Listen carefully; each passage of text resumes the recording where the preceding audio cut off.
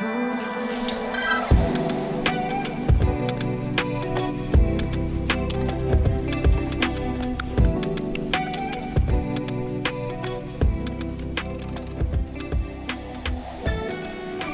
back to Truth Talk for Truth Church, and I'm excited about the content that we're talking about because it's very important. A few weeks ago, I had a conversation with evangelist, pastor, teacher, missionary Matt Yater. He's a brilliant man that it was a pleasure to be with him, and he is a missionary to Israel.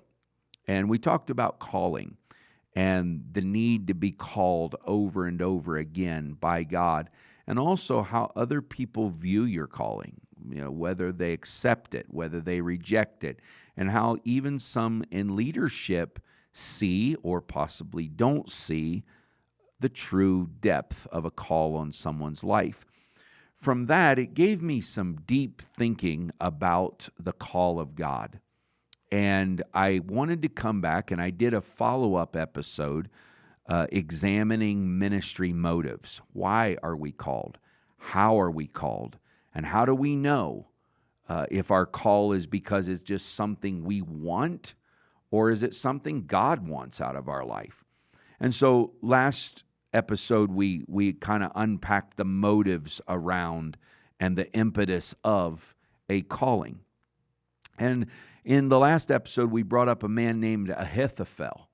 Who is Ahithophel? Well, you can read about him in 2 Samuel. You can read about his disastrous intervention policy in David's life, King David's life. And Ahithophel was kind of an ambassador type / national policy advisor / judge / family counselor. Now, what's interesting about this is it seems to me, the best that I can get my brain wrapped around this, is Ahithophel was a masterful national policy advisor. He was a masterful judge in the area that he was commissioned and called to be. He is, in my opinion, the worst family counselor in the whole Bible. If you're a family counselor and you're into counseling or familial remedial work, go to 2 Samuel 15 and read about Ahithophel. He is the worst counselor. Now, there's one of two reasons why he's the worst family counselor in the Bible.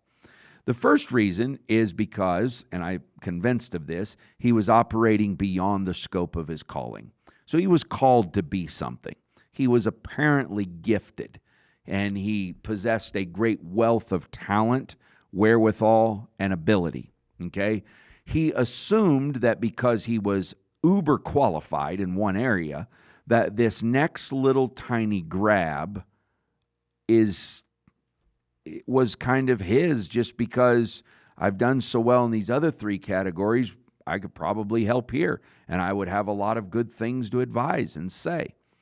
The only problem is that his motive for being a family counselor was not true, and therefore his calling was not authentic.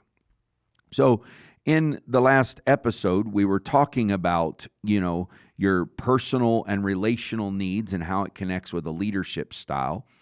And everybody gets a call from God, but in order to fulfill this, you need either a personally deeply felt desire or, worst case, an unhealthy driven need. And these are related to personal histories, personal developments, and relational history. Be that as it may, what happens is a calling and motive is defined by deeply felt desire, or the desire to be something or do something for God. And the difference is the unhealthy driven need.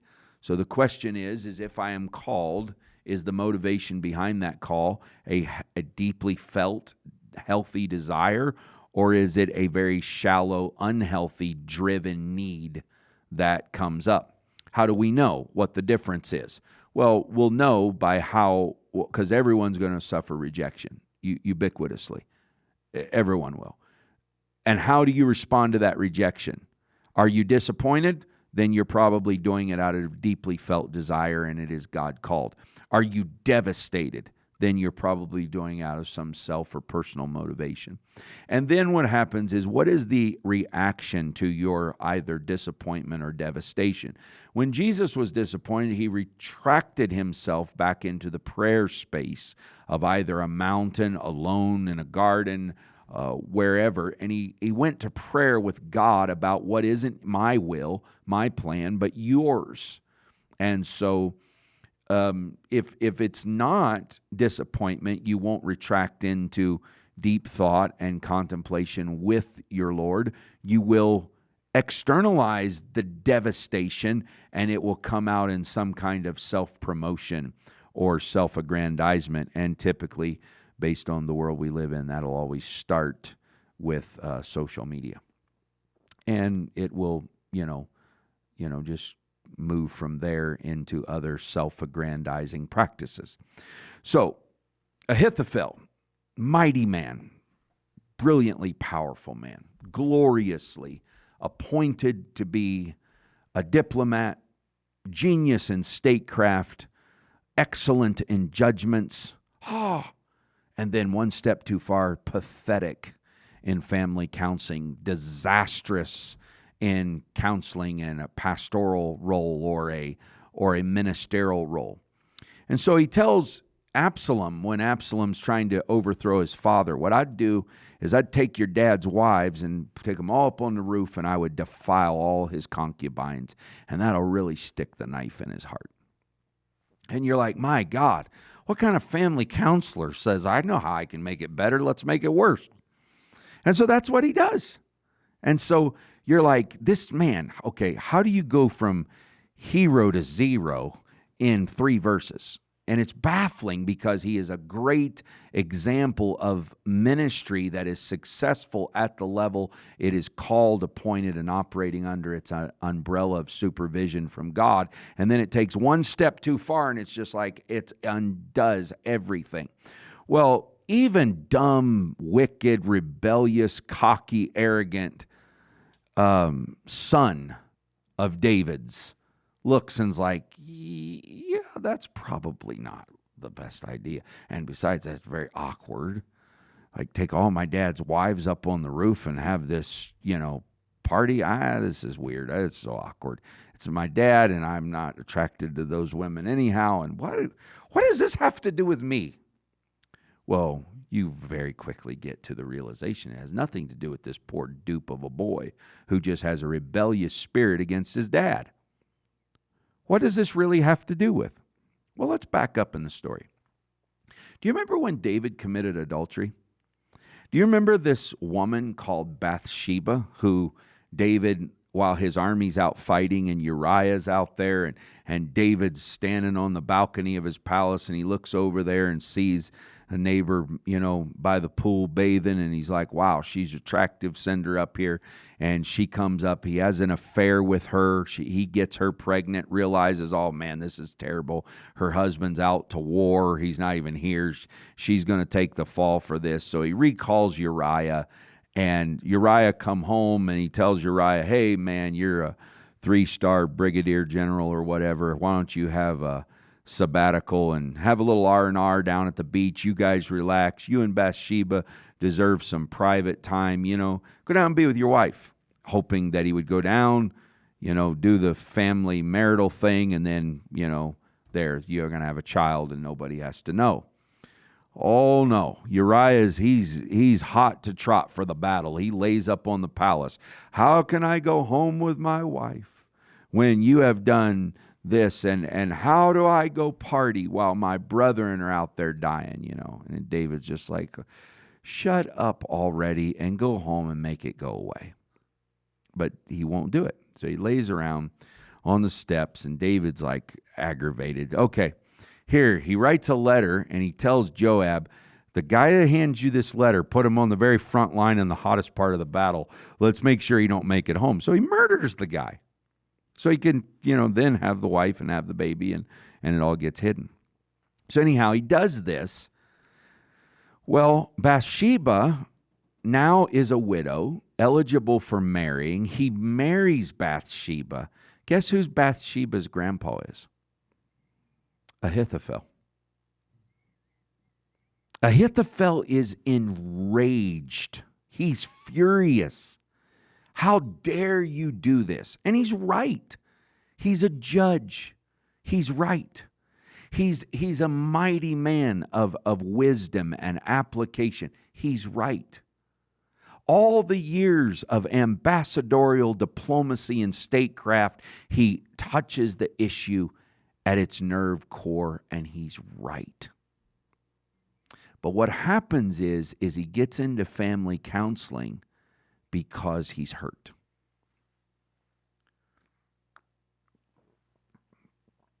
Now, if you truly are into counseling and into helping people, and it is truly a desire to help them, by all means, get involved. But if you are using the platform of someone else's drama as an exercise to untangle your own emotional baggage train and do it for free on the cost of someone else's psyche and someone else's soul and someone else's emotion, you're not called to do that. And what's going to happen is you're not going to give them the advice that's best for you, for them. You're going to give the advice that feels the best for you, right? And so that is a real danger. And people get involved in psychotherapy, psychoanalysis, counseling, and many of them have some of the most broken homes, some of the most devastating histories, and some of the most treacherous paths that led them to why they got into that field in the first place. If that is the impetus and the motive, check yourself. You're not called to do that, no matter how much success you've had in other areas. Let me repeat one thing that I said from the last episode, and that is that there are a lot of ulterior motives. And most of the time when people think about ulterior motive for getting into ministry, we think of the power, the grandeur, the limelight. We think of the attraction of the opposite sex to a powerful figure, or we think about money and some televangelist who's in the ministry just to get people's money. That is all dark, that is all wicked, and agreeably that is an ulterior motive. But let me tell you something, that is not the prime motivator for people who have an ulterior motive. I guarantee you, if you poll people, it is more they're getting involved in certain aspects of ministry, family counseling, because of their own personal hurt and wound. Okay? They have a personal desire and need. Okay? So you have to ask yourself, what is some of these common personal needs? The desire to make an impact? I don't think that necessarily is indicative of a call. I think that is a need. We need to make a difference. We need to make a name for ourselves.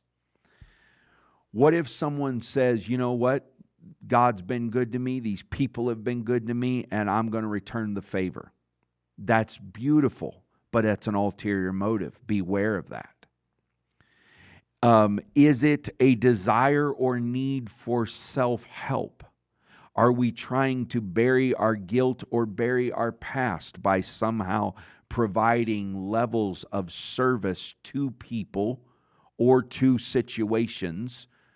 And by doing that, we're complicating the need much more. There's also the need to be needed. There are people that have a Messiah complex. That's why their friends are based on who needs them the most at that moment. Because everyone and every friendship and every relationship is a project.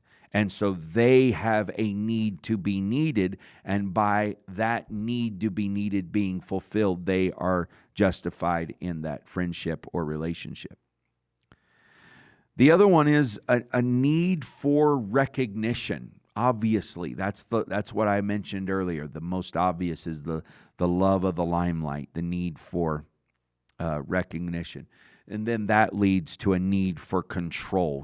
Hey, I know guys that have started churches just because, hey, I'm a preacher, I'm a minister, and I might as well go put corn in my own crib, and I might as well go just start my own church. And they're not called to do that. They're not called and sent to do that. And so it comes with a great degree of frustration, as if you can just choose to be called to do that, which isn't so.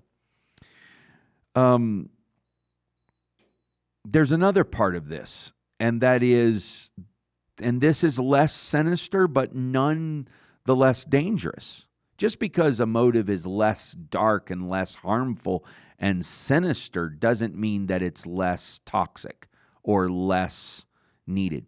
There are people that get into ministry or counseling or family therapy because they need to provide answers. Answers for who?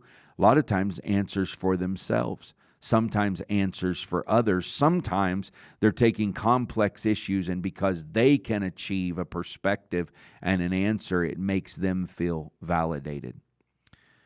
Another personal need or desire is the need for variety and flexibility. People get into this because I'm interested in all this stuff. Interest piqued is not indicative of a calling. Because if all you are is intrigued, interested from a human perspective, a human nature, analytical perspective, that's not indicative of a call. There's the need for approval. There's the need for status. But the most dangerous of all of these motives or impetus for calling is the need for self-help. Here's the danger, is that if we are getting into ministry or accepting an advancement in our calling based on what we need, we are probably not going to be the person to fulfill that. And so in doing so, we've got to come to the part and the place where we're allowing God to make us healthy. Have we been where we're telling others to go? Do we have proof that we can lead? Do we have the ability to say, this is the call of God, and I believe that God has allowed me to live up to this expectation? Okay, so let's unpack two paths forward, okay, on the very premise of Ahithophel. Everybody that's listening to this, Ahithophel is a successful man that became the most unsuccessful person in the Bible in one genre. He was a successful man at statecraft, successful at jurisprudence or judicial procedure, brilliant as a statesman and diplomat. As brilliant as he was in one genre, he became absolutely destructive, maligned, and malignant when he got out of his calling. So, let's unpack a unhealthy driven need or a deeply felt desire. And I'm taking this and I'm unpacking some of this. And if you're like, where's he getting these terms? I told you in the last episode, and I'd like to get that out on this one. It's Clinton and Sipsey book, Attachments, and why certain leadership styles are indicative of certain, not personalities, but histories. And I'm pretty convinced that leadership style is more about one's personal history than it is about one's own personality. So a deeply felt desire, if not met, leads to disappointment. You will be sad, but not broken. You will be able to continue on. If you have an unhealthy driven need that is not met, you are devastated. You will attempt unhealthy ways to meet that need, and your relationships and ministry will be destroyed. This is what we see in Ahithophel. He was not disappointed, sad, but says, hey, look, I'm sad that you've rejected me. I'm sad that you've rejected my advice. I'm sad that, but listen, it's not about me. You haven't broken me. Okay? So I'm not the broken one because you broke the chain of communication. If you disrupt healthy communication, I'm sad but not broken, even though the chain of communication is broken. I will continue on because as a servant of Christ, it's not about me, it's about Him. Right? If you're like Ahithophel, who is really involved in family therapy and counseling because of your own family disasters and your own brokenness and your own felt need, that when your driven need, which is unhealthy, is not met, you will be devastated. You will attempt unhealthy ways to meet your needs through that ministry that is failing. And all your relationships around that ministry or that need will be destroyed, and your ministry will be destroyed. And in Ahithophel's case, he went out and hung himself. And I said this last episode, if I did that every time someone didn't listen to me, I'd go hang myself every Sunday night because somebody's not going to take your advice. But at the end of the day, it's not my church. It's not me. I didn't appoint myself. I didn't give this ministry. Jesus had a Judas, and if Jesus is Jesus and Jesus had a Judas, Douglas is going to have Judases, and Douglas is going to have disappointments, and Douglas is going to have rejection, and I've got to learn. It is not about me. It is about Jesus Christ. Okay? So that is the core sense of understanding of how you know if you're not called. Okay, everyone feels called. And you may have been called to do the 3 other things you're doing, and then when you take that one step into the area you're not called, it's self-defeating. And so it's extremely important that one weighs out these balances and understands. Okay? What makes a leadership style? So now we've unpacked motives. Now we've looked at common needs in bad motives. Okay, what makes a leadership style? Because remember, if you go back to the first thing that I said, is that leadership and calling, okay, all people who choose leadership for a ministry do not do so only because they feel a calling from God, but also in order to fulfill a personal, either deeply felt desire, which is healthy, or an unhealthy driven needs. Most leadership styles are related more to personal history, personal development, and relational history than they are just proclivity of personality. Okay? What makes a leadership style healthy or unhealthy? Is it motivated by my deeply felt desires, or is it motivated and driven by my unhealthy, unmet needs? So if I have an attachment avoidance style and I feel like people avoided me and let me down and my parents weren't there for me and I've suffered rejection and I've had to go it alone, I'm going to build up walls. I'm going to look at people and teams and be like, yeah, I'd be better off just doing this myself. That's probably because of an avoidant attachment style, which is now translating into a leadership mechanism. And it's not about the Spirit. It's not about the power of God. It's not about principle. And you can go find Scripture to make whatever you want it to say if you just cherry pick out one. That's why we got to teach the whole counsel of God. So you have, or I have, unmet need, and if I build ministry as the tractor that hooks onto the trailer of my unmet need, all I've got is a mechanization for my own disappointments and my own devastations in my life. Therefore, wherever I roll in my help, it is primarily going to roll in my baggage as well. This is how you know you're not called. You know you're not called if you are taking your unmet needs and bringing them into all of the scenarios of teamwork. Now, here's an important question, and maybe too important to discuss in one podcast episode.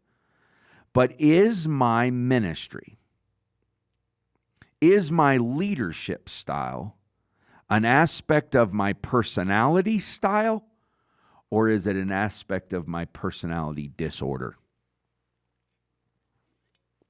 A lot of people take their personalities and create leadership styles. The problem is personality has style, but it also has disorder in it. And if I take my own dysfunction and metastasize that in a leadership model, on a team, or in a ministry, and say, well, this is it really because that's the way human nature is, or is it because of what's happened to me?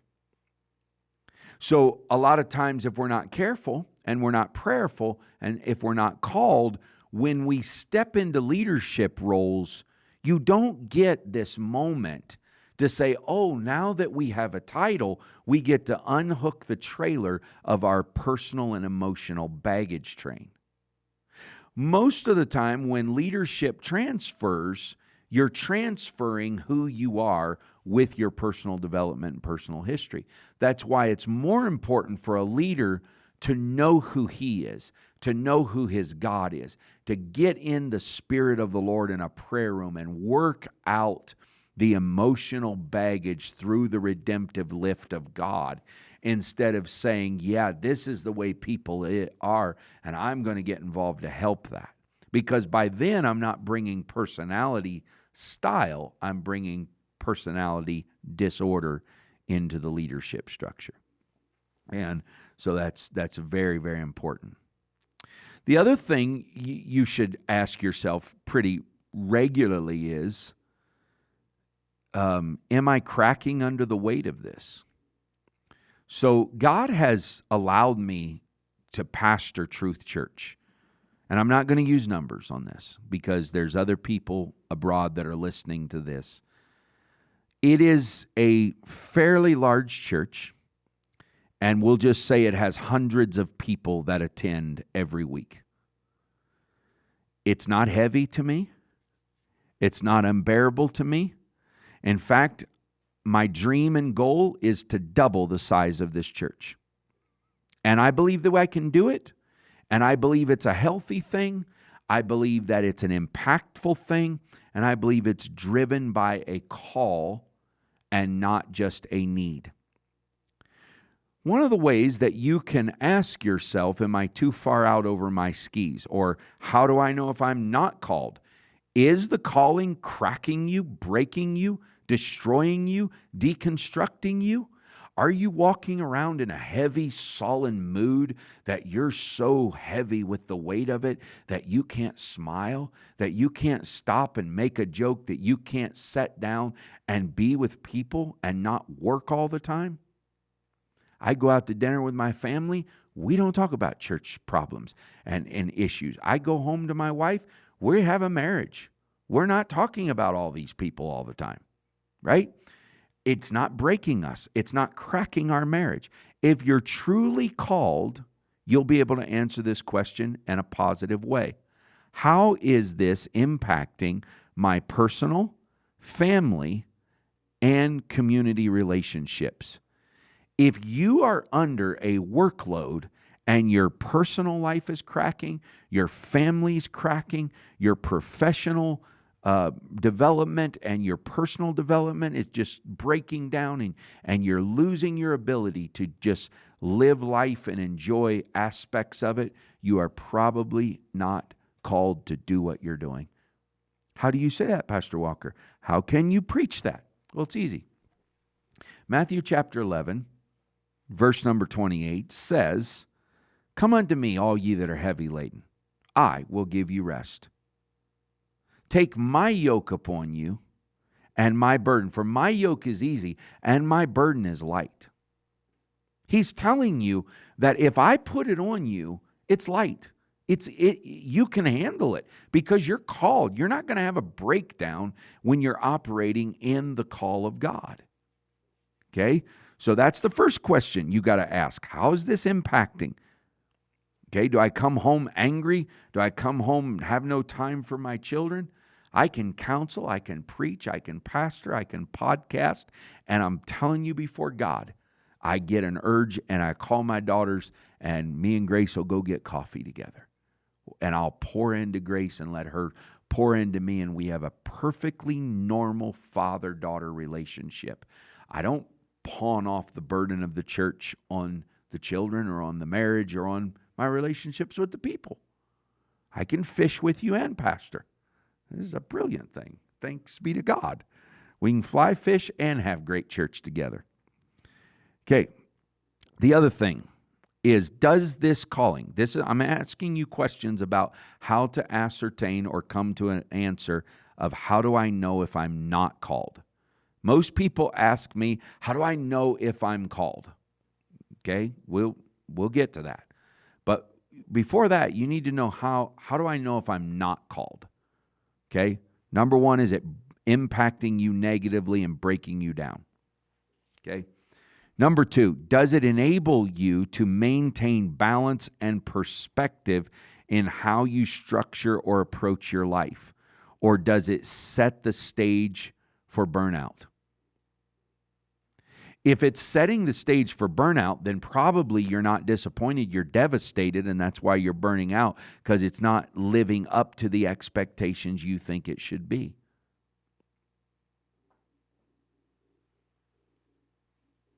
Now, here's the big question. Is it related to any of my unfinished business? I want to be a preacher. Is it because you've got loose ends in your own life and you've got a disordered mind and a disorganized heart, and you don't study and you don't pray and you don't have a prayer life, and you think, man, if I was a preacher and if I could pastor and if I could just do that, Lord have mercy, I'd be mighty powerful. You probably wouldn't. You'd be out fishing all day long, starving the people that were under you. Because the truth of the matter is, if you love the Word of God, you're not as interested about the calling to preach as you are the calling to know Him. Paul got called. What did he do? He disappeared into Arabia, into the wilderness for years to immerse in the deep things of God. He achieved critical deep thought, came out and was writing books like Romans and Corinthians, and Peter's like, goodness gracious, this guy's hard to understand. You know why? Because a pulpit doesn't make a preacher. And guess what? A title doesn't make a preacher. And it doesn't make a family counselor. And it doesn't make someone who is dignified in any of these callings or any of these appropriations. Work on yourself. Work on your own prayer life. Work on your daily study. And if you think, somebody said, well, yeah, but if I had, if that was my full-time job and I could just be at the church and pray and study all the time, I could preach like you. And I'm sitting here thinking about guys who preach once a month. And I think, my God, if I had that much time to study for each sermon, and I had that much time to pray over each sermon, we'd do word shot and great things would happen, because you're just loading in all of this prayer and all of this Bible study, and you're not waiting on a job to do it. When you break down the time appropriated that a full-time pastor has to actually study for each sermon that he gets, and he's preaching 2 and 3 times a week, sometimes 4, sometimes 5, when you count his extra Bible studies and extra content production stuff he's doing elsewhere. He doesn't have that much time. The people who really have the time are the lay preachers. So if you're not studying then and you're not doing it then, it would only get way worse as you pastor. So you have to ask yourself the question, is any of my desire, calling, is it related to any of my unfinished business in my life? If you have finished business, so in other words, everybody has hurt and pain. I had things happen to me as a young person that created horrible emotional, spiritual, and psychological damage. All of us probably somewhere in our life had issues that created damage in our life. Okay? So what happens is when I get my business finished, right? And I pray and I get healing and I get restoration, and then I go into it. It's not about my unfinished business. I've already got this. I'm able to take the revelation I have and I'm able to transfer it. So if my business is finished, my soul has taken care, I've done the soul work around that issue. When I go to do ministry with you, I'm going to transfer none of the negative and all of the positive. I'm going to transfer none of the emotional baggage and all of the emotional healing. It's transference, right? You're going to feel like when you're around someone who's truly called to do what they're doing and be what they're called to be, you're going to feel like you are gifted. And my goodness, every time I'm around that person, I leave with such a wealth and a benefit. But you ever been around somebody who's trying to help you and you're more confused and you're twice as drained and you're emotionally sapped when you get done and it's like, oh my goodness gracious. You know why? Because if they're in their calling, because they're living in a wreck and they're still sitting in their own unfinished business, they don't get to offer transference. What they offer is counter-transference. Do you know what counter-transference is? It's taking away even what you have. So you may have half an answer, but if you start letting a family counselor who's not called to be that and is operating in that position out of their own unfinished business, that half an answer that you got, they're going to suck that right out of your life and you're going to be left devoid of any good thing. Why? Because they're Ahithophels. It's about them. They've got bitterness in their heart. They've got a wound in their spirit. They've got a welt on their emotion, and it shows up all over the place. How do you know you're called? Are you still working on your unfinished business? If you are, then don't get in a ministry that answers all those questions, because it's really what you're doing is using someone else to analyze your own self, to soul search your own self. So instead of doing that and letting it be counter-transference, why don't we just stay in a prayer room? Why don't we stay in a book? Why don't we stay in a learning pattern and we're the recipient until we get our business finished? But people that go into ministry because they have unfinished business in their life, they will always make worse problems than the problem they're trying to fix. So I guess you could title this podcast episode, How Do I Know I'm Not Called? Because what we're doing is unpacking some real clear sign markers that say, if this is what's going on, I am not supposed to be doing this. Okay? And so it's very important that we understand and we don't make it about us. I've known preachers that have gone, and I've known family counselors, same thing, gone through problems, gone through issues. And when they did, all you hear them preach about is my trial, my problem, the rejection, my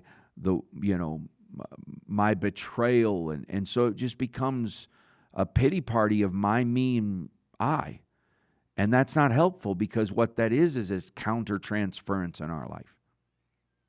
If you want to get involved in home missions plant, make sure you go do it. Make sure you have an exit strategy, because it's not you. It's not your, I don't want to get egg on my face. Well, it's not, you kind of gave yourself to the Lord, right? Here I am, Lord, take all of me. So now it's not your face anymore anyhow, if it's true ministry, right? So Jesus can get egg on his face according to outside societal estimations. I certainly can too. If Jesus could get himself into a place on the cross where they were mocking him, come on, come down. You're going to be able to get yourself in a place where you can be mocked. And as long as you're in ministry that's so hedged in and the risk is so analyzed that you don't ever run the risk of a major embarrassment, probably not true ministry. It's probably just a calculated forward momentum. So it's important that we answer these questions. It's extremely important. Am I actually trying to do this and get it done, but it's too painful to get it done on the platform of my own heart? So a ministry of evangelism or outreach or homeless ministry or drama ministry or family counseling or pastoral work or whatever it is, boy, this will be great because then I'll be able to stitch up the loose ends in my own life, get my act together while I'm actually helping other people get their act together. That's a good indicator that we are not called to do what we're doing at that point. And it will always end up being a spiritually self-defeating exercise. And so it's important, so important. Let it be about Christ. Have a Christ-centered ministry. Have a Christ-centered counseling. Have a Christ-centered outreach. Make everything about Jesus. Just Jesus is the center and the core of all of it. And that'll be an important step in you discerning and defining who am I and what am I actually called to do or to be. I would like to extend this conversation further about who do I, okay, so I've done it from the counselor perspective. I've done it from Ahithophel's perspective, but I would like to do it from the counselees or the recipient of counsel. Who do I let speak into my life? Who is allowed to give me advice? Who should I let examine my heart and my life and lead me and guide me and speak into my life? And what is their qualifications and what should I expect out of someone who's trying to speak into my life? We'll do that later on, but for now, let's ask ourselves these hard questions. Am I balanced? If I am, then I'm called. If I'm imbalanced, I'm not called. The second thing is, am I breaking down under the weight of the calling? Then God didn't call me to do this. I might have been called. I might have been called by a pastor, by a preacher, by a leader, by a Sunday school teacher, a mentor. I might have been called by myself, but I'm not called by God if that calling is breaking me down to the degree that I can't function in my personal life, my family life, and my life at large. And the third thing is this calling more about my unfinished business, or is it about my finished business that I'm now offering transference? When I pull in with the tractor called ministry, do I have a trailer behind me with just emotional baggage and dysfunction? And do I have all the issues that I'm facing in my own life? Or do I have just a transference of the gifts, the wisdom, the experience, the anointing, the advice of things I've paid for while I was finishing up my own soul work in my life? God bless you. Thank you for tuning in and listening to this. And if you're listening to it in a way that you're a young preacher, deeply think about what I've talked about. Read 2 Samuel 15. Study Ahithophel. If you're a lay preacher, you could be very gifted in 2 or 3 areas up to the point where if you cross that line, it becomes not only self-defeating in your ministry momentum, but it becomes self-destructing in its negativity. I love you, praying for all of you, praying that your ministry and calling takes full fruition from what God wants it to be. God bless you.